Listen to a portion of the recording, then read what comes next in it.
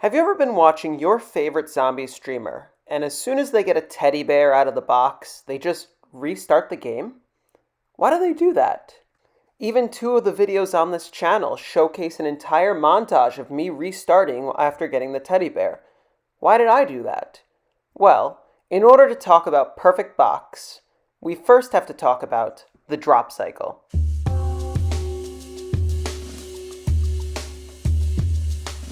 On every Zombies game except for Black Ops 4, there is a drop cycle. This means that every power-up must appear once before you can see a repeat.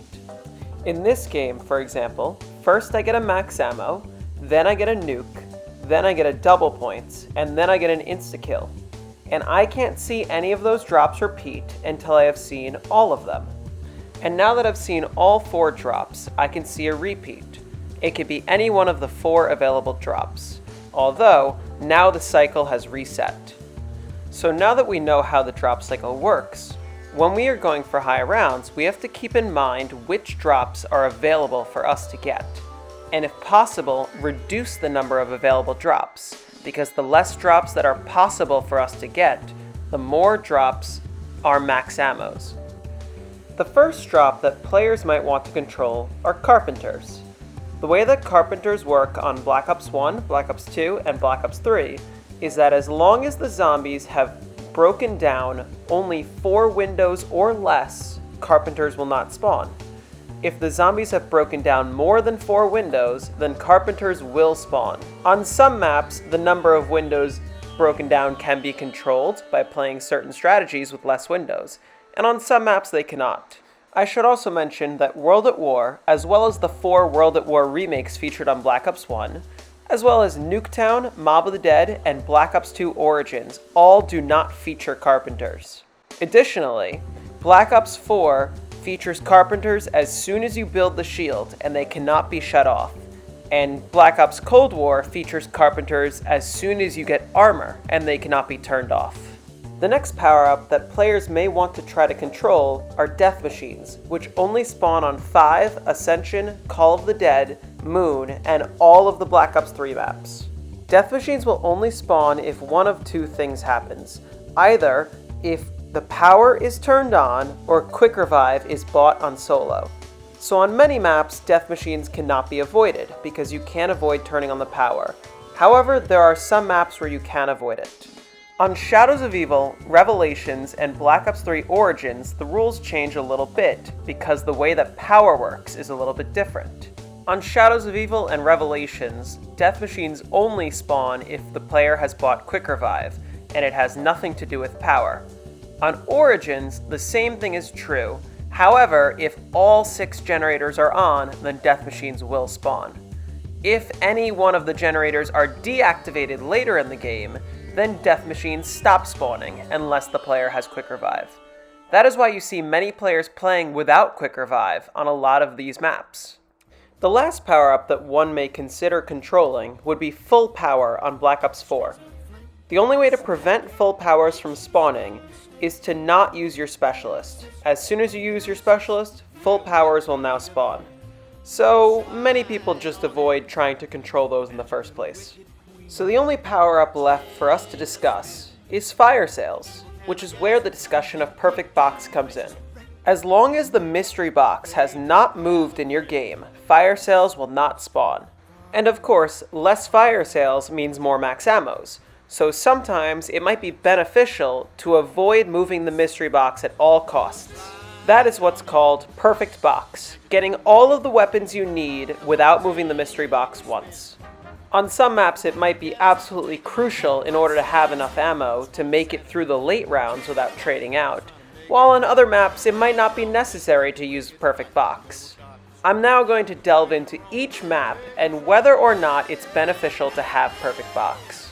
If you're playing World at War, or any of the 4 World at War remakes on Black Ops 1, then congratulations, there are no fire sales, so you don't have to worry. Similarly, on Transit, Town, Farm, Bus Depot, and Die Rise, fire sales will not spawn either. So, you're good. Similarly for Buried, even though fire sales do exist on the map, Since you can get Leroy to lock the box, you never have to worry about moving the box, so fire sales are never an issue. On Chudnow der Toten and 5, since the maps primarily revolve around using trap strategies, it's beneficial to have perfect box, but never really required. On Ascension and Shangri-La, it's definitely helpful to have perfect box, so that you can do trade-outs as late as possible, since your strategy revolves entirely around the Wonder Weapon. On Call of the Dead, it's also extremely beneficial, although since there are so many weapons you need out of the box, it's much harder to get. And on Moon, perfect box isn't entirely necessary, since with the hacker you could turn every drop into a max ammo. On Nuketown, Mob of the Dead, and Origins, it's extremely beneficial to restart for the Raygun Mark II out of the first box. On Nuketown, the Raygun Mark II is the main weapon you'll be using for high rounds, so getting it out of the first box means fire sales later in the game and more max ammos earlier. On Mob of the Dead, it's not 100% required, but for a world record run, it's strongly recommended because it allows you to camp and speed up the early rounds way later than with any other weapon. And on Origins, it has a number of purposes, including killing the Panzer and also just traveling faster by shooting and propelling yourself backwards. And on Origins, while it may be required for a world record run, it's definitely not required for the average player. On Black Ops 3, if you're playing with Mega Gobblegums, just spam your fire sale Gobblegums. You don't need to hit the box and have it move. If you use fire sale Gobblegums, it doesn't count as the box moving. Simple as that. Now let's say you're not playing with Mega Gobblegums. On most maps, it really isn't required to have perfect box. Always beneficial, but it doesn't matter too much. For Horizon, Zetsubo, and Origins, all of the Wonder Weapons are buildable, and none of the other box weapons are really required. You can just pack a bunch of wall weapon and you'll be okay. Maybe you'll want to hit for monkeys, but definitely not required. For the Giant, Gorod Krovi, Chudnow der Toten, Ascension, Shangri-La, and Moon, obviously you are hitting the box to get the weapons you need, but because you can fall back on AATs, perfect box doesn't matter as much. For Noctur and Toten, since the box doesn't move, you don't have to worry, no fire sales. For Verrückt and Shinonuma, it's definitely preferable to have perfect box, but since the main strategy is a trap strategy, again, not required. For Revelations, since there's so many weapons you need out of the box, and since those weapons are able to extend the ammo so far into the game, to the point where you may not even need AATs all the way to 255, perfect box doesn't matter yet again, although it's always very helpful. If you get a perfect box game on Revelations, be sure to cherish it, because those are extremely rare. All that leaves on Black Ops 3 is Shadows of Evil, where you definitely want to restart for Lil Arnie's out of the first box. It's easy to do so because it's the only weapon you need out of the box, since the Apothicon Servant is a buildable, and you're gonna need those for high rounds. On Black Ops 4, perfect box will benefit you on every single map. However, on every map, the only weapon you need is the Helian Salvo, except for Classified, where you also want the Winter's Howl, and Voyage of Despair, where you also want the Kraken. Now I should mention here that Black Ops 4's drop cycle works a little bit differently than every other game. On Black Ops 4, every power-up is part of a normal drop cycle except for max ammo and full power. Max ammos will be programmed to spawn about the time when you run out of ammo, and full powers are programmed to spawn when it detects that you're very low on your specialist charge. Every other drop will spawn randomly within the cycle. Now, although we don't know why it works like this in this game and none of the others, we can prove that fire sales not existing will actually substantially increase the number of max ammos you get, so it will be very beneficial on every single map. Cold War is a little bit of a different case as far as perfect box goes. Because you're able to buy ammo at the crates that are everywhere around the map, the drop cycle no longer matters. So really, the only reason you would restart for perfect box is about speed.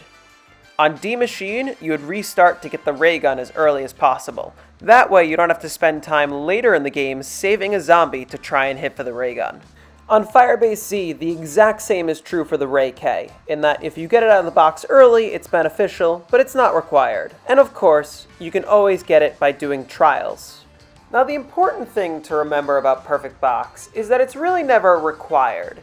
It's just more beneficial when going for a world record.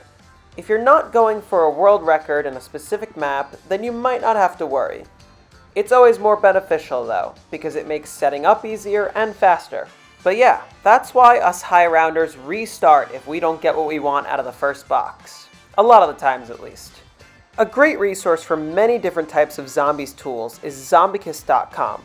If you go on the left sidebar and click on Zombies Drop Tracker, you can actually keep track of all of the power-ups in your game, and they do have options for specific maps too.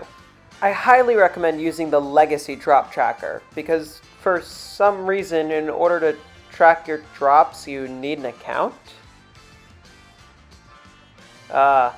With the Legacy Drop Tracker, there are toggles for whether you activated Carpenters, moved the box, turned on power, or bought Quick Revive, which would activate the respective drops. And you can see, just by clicking on each of the drops, you'll know which ones you've already seen and which ones are about to come. That way, if a max ammo hasn't come yet, you know that it's coming soon. Anyway guys, I hope that you enjoyed the video today, and I hope that you learned something. Like I have been doing already, I'm going to be making more videos in this style, where I explain these complex zombies topics in a way that casuals understand. So if you enjoyed the video today, maybe consider subscribing. It's free, and you can always change your mind. And also, maybe you'll want to check out my live streams on Twitch. twitch.tv/MrJZM. Anyway guys, thank you all so much for watching. I hope you enjoyed the video. Stay safe out there, and peace.